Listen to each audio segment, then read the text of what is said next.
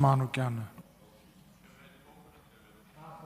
Ուրեմն նախապատրաստվի Ագնեսա Խամոյանը։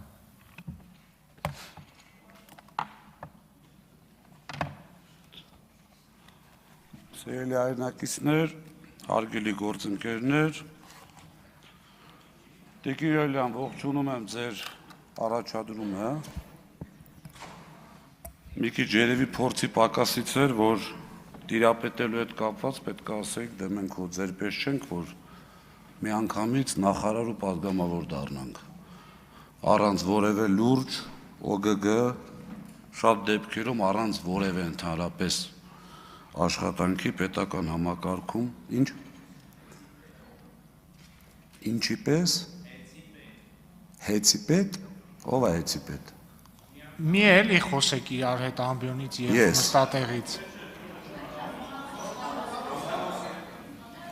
Ձեր կուսակցի հետ եք երևի։ Ժամանակս վերականգնեք, հարգելի նախագահող։ Համաձայն եմ, վերականգնեք։ Ուրեմն Արիդ չի եղել, չի ստացվել խոսել ԵՄ-ի հետ կապված հարաբերություններին, գիտեք,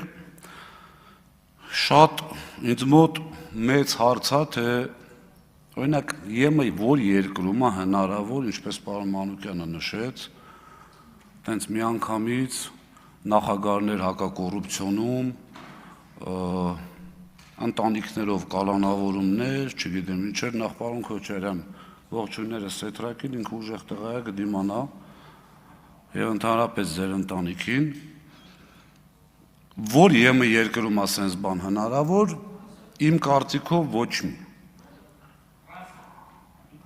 Հարգելի նախագահող, արդեն մի ժամից ավել է ձեր ֆրակցիան ձեր նախագահությանը չի ենթարկում, անդադ աղմուկ է, հիմա եթե տենց շարունակվելու, ասեք իմանամ։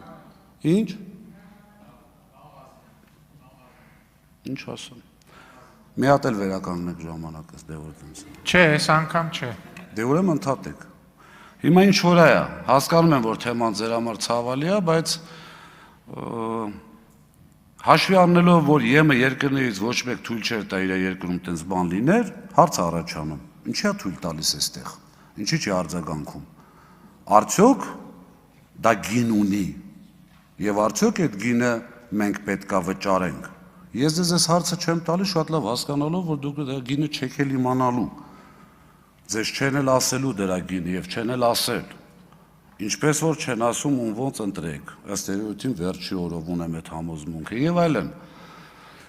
Համոզված եմ, որ դրան կա գին և պետք է իմանալ այդ ընդհանրապես այդ գնի արժեքը, դատական համակարգի հետ կապված։ Շատ ճիշտ են ասում, այսպիսի չգրված բարոյական օրենք կար, որ եթե հանցագործությունը շատ այսպես առանձնապես ծանրության չի, պարոն Վարդևանյանն էլ թույլ չի տա ճիշտը չասեմ, ընդհանրապես ընտանիքից երկու անդամը արդեն տենց խնդիր է ազատազրկելու, հիմա սենց որ գնա, իմ կողմից կարամ սենց կիսա հումորային առաջարկ անեմ, ՔՊ վարչության նիստերում ընդհանրապես դատական համակարգը լուծարեք, ՔՊ վարչության նիստերում դրեք հոդվածի սանկցիան, այսքանից այսքանա, կալանքը տվեք, քվեարկությունով կիրառեք վերջացրեք, ահագին փող, այդտեղ մենք կտնտեսենք։ Հիմա խոսում են այստեղ պաշտոններից, Տիկին Վարդանյանը ցավում եմ այստեղցի, չեմ ուզում, ունեմ այսպիսի սկզբունք, հիմա կասեն էլի ասեց, կանանց չանդրադառնալ ամեն դեպքում, բայց ես իհարկե զարմանալի է, երբ որ Ղազենյան Դավիթը 25 տարեկանում պետք է 200,000 դրամում հեծում աշխատի, թեկուզ փոխտնօրեն, ունեք այդտեղ կուսակից, լավ նստել են, տեղավորվել են, գրավել են, հարցրեք, ասեք 2006 թվականին, որ Ղազենյան Դավիթը ԽՍՀՏ փոխտնօրեն ընդունվել է, ինչքան աշխատավարձ է ստացել, 200,000 դրամ, այնուհետև ունեցել եմ այո աճ, աշխատանքային, որը իմ համեստ, ինչ, արդյունքները են, որ ընդամենը մեր ազգաբնակությունը չեմ ուզում իմ վրա վերագրեմ, բայց ամենայն դեպս արդյունքների մեջ լումա ունեմ, որ սակագինը չի բարձրացել, հիմա կտեսնենք հաջորդ տարվա ձեր որոշումը, եթե իհարկե թաքուն միտեղից փող չբերեք դնեք, ոնց որ ուղիղ եսա կլրանա մի տարին, ասում եմ 12 միլիարդ դրամ ատոմակայանին, լրացուցիչ, այլ ֆինանսական եկամուտ որտեղից, չկա, պատասխանը չկա, Ատոմակայանը շատ բարձ հիմնարկ է, եկավ հոսանքը ծախեց, փողը ավերցրեց, իր ծախսերը հոգած մինուս կամ պլյուս, 12 միլիարդ դրամ այլ ֆինանսական եկամուտ։ Հիմա ինչ վերաբերում է, պարոն Ղազարյան, ոնց եք ասում, H-A-Y-E-R-E-N։ Հիմա մի ձայնագրություն կմիացնեմ, այնուհետև միտքս կասեմ։ Մեքենաները, վարկերը, պահեստները, այդ ամենը, որ հիմա շահարկում են քաղաքների կողմից, դրանք մտել են էլեկտրոէներգիայի սակագնի մեջ, թե չեն մտել, այսինքն քաղաքացին սպառողը վճարում է դրանց համար էլեկտրոէներգիայի սակագնի չափով, թե չի վճարում, խնդրում եմ ուղիղ պատասխանել։ Հայտարարությունների հետ կապված, եթե կոնկրետ պատասխանեմ, իսկ մենք այնուամենայնիվ ձեզ գրած նամակում բավական կոնկրետ ենք պատասխանել, ինչքան էլ որ դուք ասում եք խուճուճ բաներ են գրել, խուճուճ բան մենք ստեղ չենք գրում, որևէ մարդու եւ որևէ թիմումի, այլ բան, որ միգուցե մասնագիտական բանը չի հերիքել, որ գրածը ճիշտ ընկալեք, բայց ես լրացուցիչ նորից մեկնաբանում եմ։ Մեթոդաբանության իմաստով, այո, վերցրած վարկերի տոկոսները, իսկ խոսքը գնում է ոչ թե վերցրած վարկերի, այլ վերցրած վարկերի տոկոսների մասին։ Վերցրած վարկերի տոկոսները չեն մտնում սակագնի մեջ։ Հիմա միջից ով չգիտի ասեմ, սա ձեր նախկին կուսակից հանրային ծառայությունները կարգավորող հանձնաժողովի նախագահն էր։ Ես ինչ եմ ասում այդ հայերենը, որովհետև չեմ պատկերացնում։ Համար մեկ ամբիոնից ձեր կուսակցության ղեկավարը, կառավարության ղեկավարը երեք էլի հայտարարում ասում է տոկոսները։ Հիմա կարծում եմ հանձնաժողովի նախագահը ճիշտ է, որովհետև մեթոդաբանությունը հենց նրա մասին է, թե ինչն է մտնում ընդհանրապես սակագնի մեջ։ Տոկոսները վճարելը սեփականատերը։ Ինչ վերաբերվում է ձեր ասած, էլի նորից միտք հնչեց, տնտեսական ապակայունացում, չգիտեմ ինչ, եթե տնտեսական ապակայունացումը մոտարապես 50-ից ավել, կոնկրետ թևը չեմ հիշում, բայց բավականին մեծ $1 միլիոն ներդրումն է եւ արդեն մի տարի է ձեզ ասում ենք, խնդրում ենք բերեք մի օրինակ, այստեղ խոսք հնչեց, ինձ նամակներ են գրում, գալիս են, չեն թողում մասնակցեն, հիշեցի անցյալ տարի, եթե չեմ սխալվում, փոխնախարարներից մեկին ասում են ձեր նախարարի բարեկամը հարևանը տենդեր աշխավում, ասում է դե օրենսդրական կարգավորում չունենք, այս բանը չենք կարող արգելել, ասում ենք լավ, մի օքի բերեք թողասիում են արգելել այդ տենդերի, մի այսպիսի անեկդոտ կա, ոնց անգամ է ուզում պատմեի, բարեկը մեքենան կանգնացնում է, տեսնում է հարբած,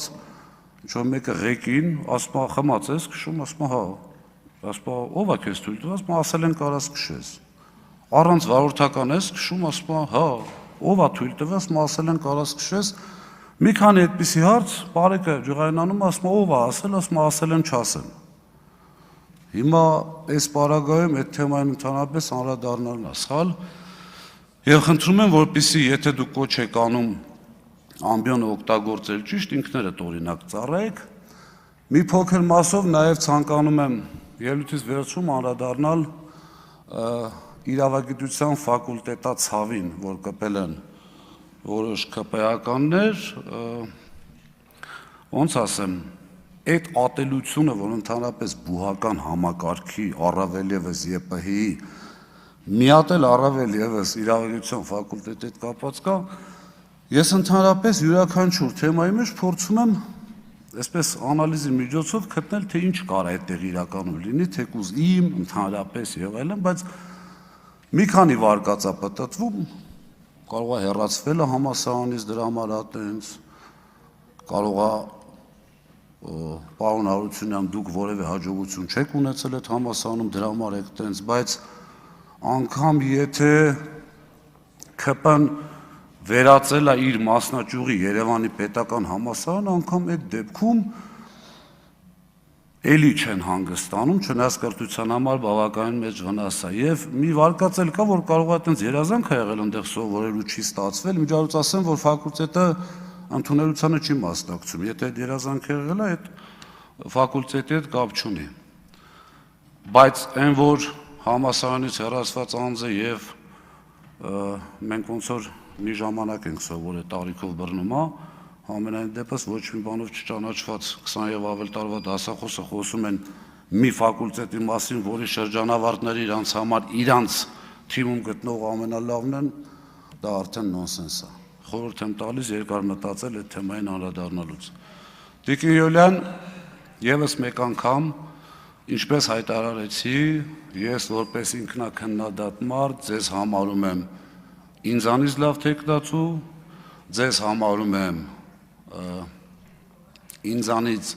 տեղյակ բավականին շատ ոլորտների այդտեղի, ինչ վերաբերում ամենագետելնելուն մի նեղվեք, բացարձակ վատ բան չկա, երբ որ մարդ ընդունում է, որ ինքը ամենագետ չի։ Ձեզ հաջողություն եմ մաղթում ընդհանրապես եւ համոզված եմ ձեր ընտրվելու դեպքում կշահի պետությունը, բայց նաև համոզված եմ, որ ձեր չընտրվելու դեպքում էլ կշահի պետությունը, որովհետև դուք երկու դեպքում էլ նույն եռանդով աշխատելու եք։ Շնորհակալություն։ Շնորհակալություն ընդմիջում մինչև 16:30։